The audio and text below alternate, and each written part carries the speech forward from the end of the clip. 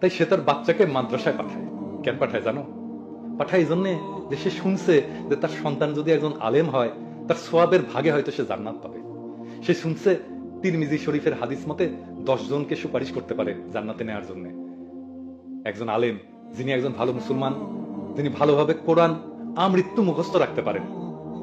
তাই বাংলাদেশের সাধারণ মানুষ মনে করে খোদা তাআলা হয়তো দয়া করবেন, হয়তো তার ছেলের সোয়াবে পুলসিরাত পার হয়ে যাইতে পারবে। বাংলাদেশের সাধারণ মানুষের জীবনে তাই কোরআন শরীফ এত আদরের, মহানবী সাল্লাল্লাহু আলাইহি ওয়াসাল্লাম এত আদরের।